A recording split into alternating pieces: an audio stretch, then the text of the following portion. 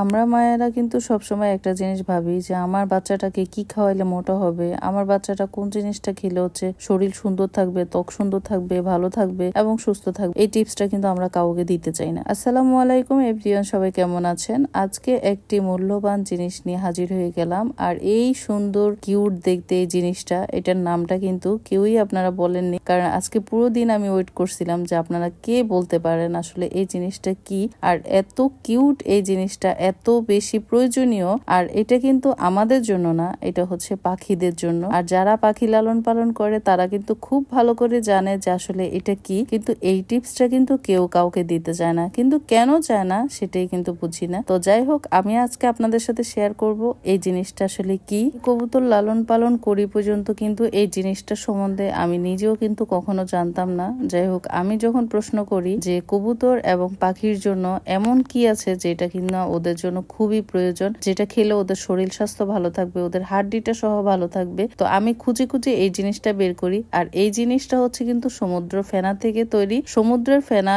এটা ধীরে ধীরে নরম থাকে, রোদে শুকানোর পরে কিন্তু শক্ত হয়। এটা যেভাবে বসে থাকে সমুদ্রের ফেনাটা, ঠিক সেভাবেই কিন্তু এটা এইরকম ভাবেই শুকানো হয়। আর এই পাশ থেকে দেখতে এটা একটা পাতার মতো লাগে, মনে হচ্ছে যেন কোনো গাছের পাতা। আর এই জিনিসটা এত বেশি নরম যে হাত দিয়েই ভাঙা যায়। এটা হচ্ছে যে একটা আয়োডিনের মতো বলতে পারেন পাখিদের জন্য, ক্যালসিয়াম আয়োডিন। তো এটা হচ্ছে যে আমরা যেমন লবণ খাই, আমাদের জন্য লবণটা অনেক বেশি ইম্পর্টেন্ট, এটাও কিন্তু ওদের জন্য অনেক ইম্পর্টেন্ট। আর এটা কিন্তু গুঁড়ো করে ওদেরকে হচ্ছে খাবারের সাথে মিক্স করেও দেওয়া যাবে, পানির সাথেও মিক্স করে দেওয়া যাবে, ওদেরকে যেভাবে হোক এটা খাওয়াইলেই চলে। আর এটার উপকারিতা হচ্ছে ওদের হাড় থেকে শুরু করে তারপরে হচ্ছে ওদের ক্যালসিয়াম আয়োডিন, ওদের প্রত্যেকটা ভিটামিনের অভাবজনিত রোগ থেকে সারাবে। আর এটা হচ্ছে এইভাবে শিল দিয়ে হচ্ছে গুঁড়ি করে তারপর সুন্দর করে মিহি করে নিতে হবে। এটা আস্থা থাকলে অনেক সময় হচ্ছে ওরা পছন্দ করবে না, ফেলে দিবে, ঠোকর দিবে, কিন্তু ফেলে দিবে। এটা হচ্ছে কবুতর বলেন পাখি বলেন,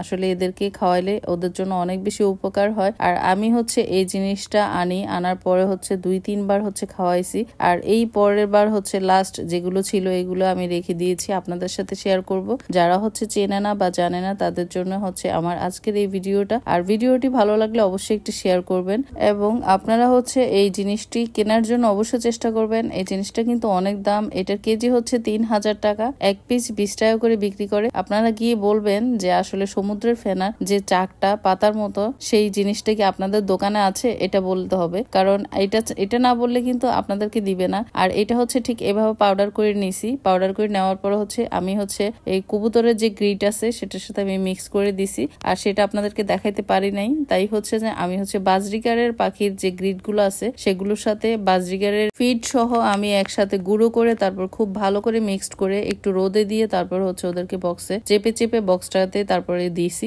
যেন ওরা খেতে সুবিধা হয়, যেন না ফেলে।